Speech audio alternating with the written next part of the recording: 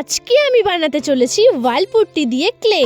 আর এটা বানানোর জন্য আমাদের লাগবে টোটাল 3টে জিনিস। সেগুলো হলো ওয়াল পুট্টি, ফেভিকল গ্লু আর ওয়াটার। ফার্স্টেই একটা প্লেটে ওয়াল পুট্টি নিয়ে নিলাম আর মাঝখানটা এভাবে গর্ত করে নিলাম। গর্তের মধ্যে আমরা 2 থেকে 3 চামচ জল দেব আর এভাবে সাইড থেকে ওয়াল পুট্টি গুলো মাঝখানের দিকে নিয়ে যাব। এই সেম প্রসেসটা আমাদেরকে 2 থেকে 3 বার করতে হবে। হয়তো তোমাদের মনে প্রশ্ন আসতে পারে, এভাবেই কেন করব? আমরা তো এমনি জল দিয়ে মাখিয়ে নিতে পারি, তাই তো? আমরা এই প্রসেসে করব যাতে ওয়াল পুট্টি জলগুলো শুষে নেয়। এর ফলে আমাদের ওয়াল পুট্টিটা মাখাতে কিন্তু আরো বেশি সুবিধা হবে। আর রাজমিস্ত্রিরাও কিন্তু মশলা মাখানোর সময় এই প্রসেসটাই ফলো করে।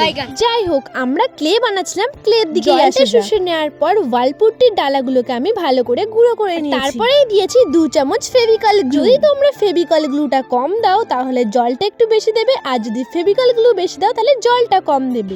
এরপর চামচ দিয়ে আর মাখানো যাচ্ছিল না, তাই আমি হাত দিয়েই মাখানো স্টার্ট করে দিয়েছি। আর আমি এত ছটফট করছিলাম যে আমি হাতে তেল মাখতেই ভুলে গেছি। কিছুক্ষণ মাখানোর পর তোমরা লক্ষ্য করবে এটা সফট হয়েছে কিন্তু ক্র্যাক পড়ে যাচ্ছে। তার মানে এটা এখনো ভালো করে মাখাতে হবে। আর এইবারে কিন্তু আমি মাখানোর আগে মনে করে হাত ধুয়ে এসে তেল মেখে নিয়েছি। এইবারে আমি কিন্তু অন্য প্রসেসে মাখাচ্ছি। এইভাবে রোল করছি আবার মুড়ছি, রোল করছি আবার মুড়ছি। সেম প্রসেস করতে করতে তোমরা চেক করবে ক্র্যাক পড়ছে কিনা। যদি দেখো ক্র্যাক পড়ছে তার মানে এটা আর একটু ভালো করে মাখাতে হবে। এবার দেখো আর কিন্তু কোনো ক্র্যাক পড়ছে না, তার মানে কিন্তু আমাদের ওয়াল পুট্টি ক্লেটা রেডি হয়ে গেছে। আর এটা দেখো কতটা সফট হয়েছে। এইভাবে তোমরা ওয়াল পুট্টি দিয়ে ক্লে বানিয়ে 2 থেকে 3 ঘন্টা আরামসে ইউজ করতে পারো। তো চলো আজকের মতো এতটাই, টাটা।